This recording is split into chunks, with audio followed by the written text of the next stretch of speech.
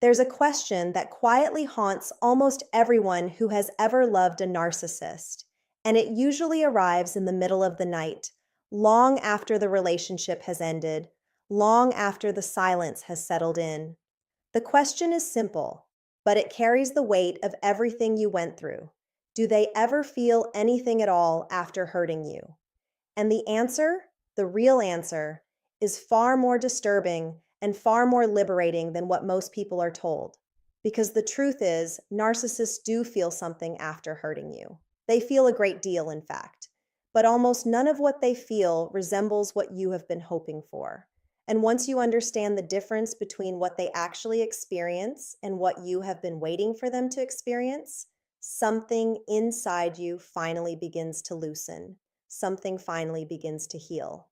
If you are someone who is trying to recognize manipulation, untangle emotional wounds, and reclaim the confidence that was slowly chipped away from you, take a moment right now to subscribe, because this channel exists for exactly that reason, to help you see clearly, heal deeply, and rebuild a version of yourself that no one can ever shrink again. Now, let us begin where most survivors begin, with the obsession. Because if you have spent hours, weeks, or even years wondering whether the person who hurt you ever felt guilt, shame, regret, sadness, fear, or even a flicker of remorse, you are not strange and you are not weak. You are someone whose nervous system is still searching for an ending that makes sense.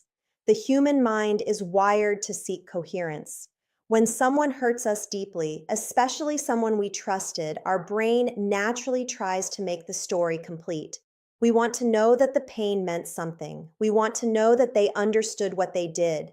We want to know that somewhere, in some quiet moment, they sat with the weight of it. Because if they did, then our suffering was witnessed. And if it was witnessed, then maybe it was not in vain.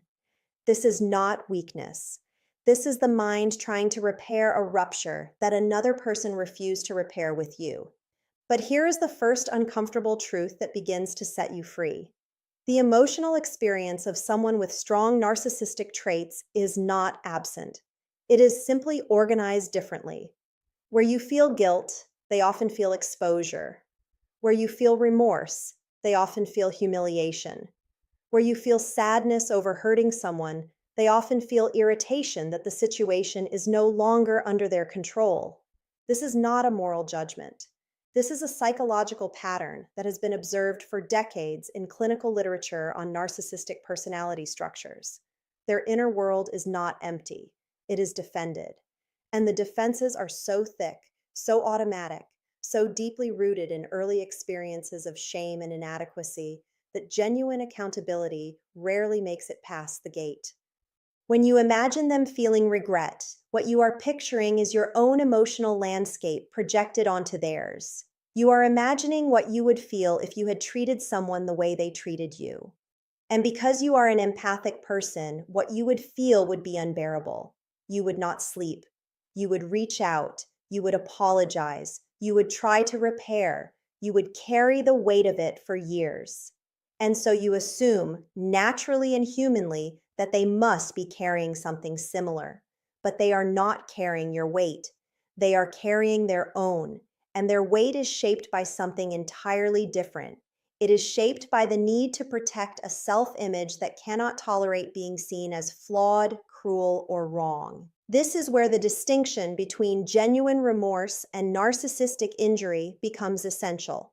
Genuine remorse is other-focused. It is the painful awareness of having caused harm to another human being, and it produces a desire to repair, to make amends, to understand the impact of one's actions. Narcissistic injury, on the other hand, is self-focused. It is the painful awareness of having been exposed, criticized, or seen as less than perfect, and it produces a desire to defend, deflect, retaliate, or rewrite the story. From the outside, both can look like emotional reactions to wrongdoing, but internally, they are worlds apart. One leads to growth, the other leads to image management. So when a narcissistic individual seems upset after hurting you, pause and ask yourself what the upset is actually about. Are they upset because they understand your pain? Or are they upset because they have lost access to you, lost control of the narrative, lost their supply of admiration, or lost the version of themselves they were performing in front of you? These are not the same thing. And learning to tell the difference is one of the most important skills you will ever develop, not just for this relationship, but for every future relationship you enter. There is also the experience of self-pity, which many survivors mistake for remorse. Self-pity sounds like regret on the surface. It uses similar words. It can even produce tears. But self-pity is not about you. It is about them. It is the lament of someone who feels victimized by the consequences of their own behavior. They may say they feel terrible, but listen carefully, and you will notice that the terrible feeling is about what they have lost, not what you have suffered. It is about how they are perceived, not how you were treated. It is about their loneliness, not your wounds. Self-pity is one of the most convincing imitations of remorse, and it is one of the primary tools that pulls survivors back into cycles they swore they had escaped. Then there is wounded pride, which is perhaps the most common emotional aftermath in narcissistic individuals after a conflict or rupture. Wounded pride feels to them like a wound inflicted by you. In their internal experience, they are not the one who caused harm. They are the one who was misunderstood, mistreated, abandoned, or unfairly judged. This is not always conscious manipulation. For many, it is a deeply automatic restructuring of reality designed to protect a fragile core. The pride is wounded because the image they worked so hard to maintain has cracked, and someone, namely you, has seen behind it. The reaction that follows is rarely apology. It is more often anger, contempt, withdrawal, or a smear campaign that rewrites the story so that they remain the protagonist and you become the antagonist. And then there is the fear. Yes, narcissists do feel fear, and it is one of the most important emotions to understand if you want to truly grasp what is happening inside them. They fear exposure. They fear being seen as ordinary. They fear losing control of how others perceive them. They fear the loss of supply, meaning the loss of attention, admiration, validation, or emotional reactivity from the people around them.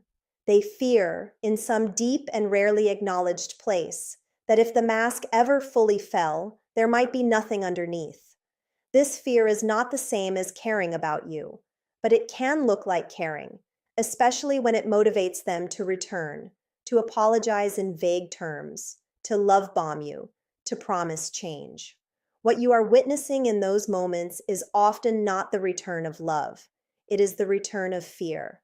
The fear of losing the mirror in which they preferred to see themselves. This is why the apologies, when they come, so often feel hollow. You may have noticed that even in their most seemingly remorseful moments, something was missing. There was no real acknowledgement of what they did. There was no curiosity about how you felt. There was no question about what you needed in order to heal. Instead, there were sweeping statements, vague regrets, quick pivots back to their own pain, or subtle suggestions that you had your part in it too. This is not because you were too demanding. This is because true accountability requires a level of self-confrontation that their psychological structure is built to avoid. To truly apologize, they would have to see themselves clearly. And seeing themselves clearly is the very thing their defenses exist to prevent. It is also important to recognize that not every person with narcissistic traits experiences these emotions in the same way or to the same degree. Narcissism exists on a spectrum, and human beings are complicated. Some individuals have moments of genuine insight, especially under the right therapeutic conditions, though those moments are rarer and more fragile than survivors often hope. Others remain locked in patterns of denial and projection for their entire lives. The point is not to diagnose the person who hurt you or to predict their future. The point is to free yourself from the exhausting task of waiting for an internal transformation that you cannot cause and cannot control. And this is where the focus must begin to shift, because if you spend the rest of your life trying to decode their inner world, you will lose your own. The more energy you pour into understanding them, the less you have left to understand yourself. And the truth that survivors eventually arrive at, often after years of searching, is that the most important person to understand in this story is not the one who hurt you. It is you. If this is resonating with you, if something inside you is finally exhaling after carrying these questions alone for so long, take a moment to subscribe, because every video on this channel is built to give you exactly this kind of clarity, practical psychological knowledge, emotional grounding, and healthier ways to move through the aftermath of relationships that asked too much of you and gave too little in return. Now let us go deeper, because there is a layer beneath all of this that almost no one talks about. The reason you obsess over whether they feel anything is not really about them. It is about you. It is about a younger part of you that learned somewhere along the way that your pain only mattered if someone else acknowledged it. Maybe it was a parent who dismissed your tears. Maybe it was a family system that valued image over honesty. Maybe it was a culture that taught you to be quiet, accommodating, and forgiving even when you were being harmed. Somewhere along the way, you learned that your suffering needed external validation to be real. And so when someone hurts you and refuses to acknowledge it, an old wound reopens. And the longing for their recognition becomes tangled with much older longings for recognition that you never received. This is why the obsession feels so consuming. It is not just about this relationship. It is about every moment in your life when your pain was minimized, ignored, or rewritten by someone who could not or would not see you. And the most radical, most healing act you can perform is this. You can begin to validate your own pain without needing them to validate it for you. You can become the witness you were always waiting for. You can sit with the younger version of yourself and say, what happened to you was real, what you felt was real, and you do not need their confession to make it true. When you begin doing this, something remarkable happens. The trauma bond begins to loosen. Trauma bonds are not maintained by love. They are maintained by unresolved emotional cycles, by intermittent reinforcement, by the nervous system's attempt to predict and control an unpredictable person. The bond persists because some part of you is still waiting for the moment when they will finally understand, finally apologize, finally become the person they pretended to be. And as long as you are waiting, you are tethered. The bond does not break when they change. The bond breaks when you stop waiting. This is also when boundaries become possible in a real way, not as walls built out of anger, but as quiet acts of self-respect built out of clarity. A boundary is not a punishment. A boundary is a recognition of reality. When you set a boundary with someone who has repeatedly shown you who they are, you are not being cruel. You are simply no longer pretending. You are no longer organizing your life around the hope that they will become someone they have not chosen to become. You are accepting what is, and from that acceptance, you are choosing what you will allow into your life going forward. And in this acceptance, you begin to reclaim something you may not have realized you lost. You reclaim your perception. One of the most damaging effects of being in a relationship with a narcissistic individual is the erosion of trust in your own reality.